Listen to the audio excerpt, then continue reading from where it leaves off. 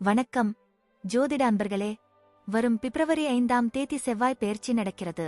செவ்வாய் பகவான் தனுசு ராசியில் இருந்து மகர ராசிக்கு இடப்பெயர்ச்சி அடையப் போகிறார். அங்கே 1.5 மாதத்திற்கு உச்சம் பெறுவார். தவிர அங்கு உடன் சுக்கிரனுடைய சேர்க்கையும் இருக்கும். பொதுவாகவே ஒரு கிரகம் உச்சம் பெற்றாலோ இல்லனா ஆட்சி பெற்றிருந்தாலும் அதனோட பலன் நம்ம முழுமையா பெற முடியும். அதனால ஜோதிடத்துல இந்த ஆட்சி மற்றும் உச்சம் பெற்ற கிரகத்தினுடைய தன்மையும் நம்ம முழுமையா பார்க்கணும். ஏனா இங்க சுபகிரகம் இருக்கு, அசுப கிரகமும் இருக்கு. ஆனா இந்த சுபம் அசுபம் அப்படிங்கறதெல்லாம் நேர காலத்துக்கு தகுந்த மாதிரி, குணங்களுக்கு தகுந்த மாதிரி மாறுபடும். அந்த வகையில ஜோதிட ரீதியா பார்க்கும் பொழுது இந்த செவ்வாய் கால்வாசி சுபராகவும் 3/4 வாசி அசுபராகவும் தான் சொல்லப்படுது. ஆனா இந்த முறை சுக்கிரனோட சேர்ந்து இருக்கிறதால இந்த விஷயத்தில மாற்றம் இருக்கும். தவிர பொதுவாவே இந்த செவ்வாய் உச்சம் பெற்றால் சில விஷயங்கள் சாதகமாகவும் இருக்கும், சில விஷயங்கள் பாதகமாகும்.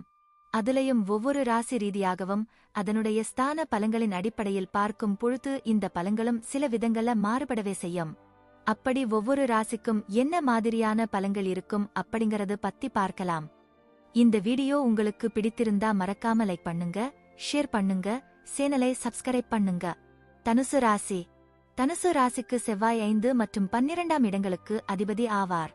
உங்களுடைய ராசிக்கு 2ஆம் வீட்டில் சுக்கிரனுடன் அமரப்போவதால சிலர் புதிய வீடு மாறலாம், இடமாற்றம், ஊர் மாற்றம் கூட ஏற்படும். உறவினர்களுடன் அன்போடும் பாசத்துடனும் பழகுங்கள்.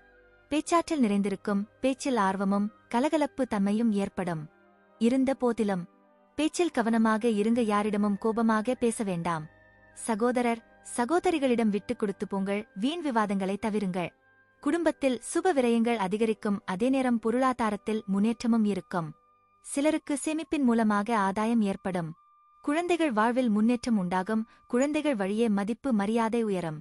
கணவன் மனைவி இடையே வீண் விவாதங்களை தவிர்த்தால் போதும், அமைதி பூங்காவாக வீடு திகழும். காதல் விஷயங்களில் ஈடுபாடு அதிகரிக்கும். தொழில் வியாபாரத்தில் நல்ல லாபம் வரும், தைரியம் தன்னம்பிக்கை அதிகரிக்கும். நல்ல தொழில் அமையும். புதிய வேலைக்கு முயற்சி செய்யலாம். போட்டி பந்தயங்களில் வெற்றி உண்டு.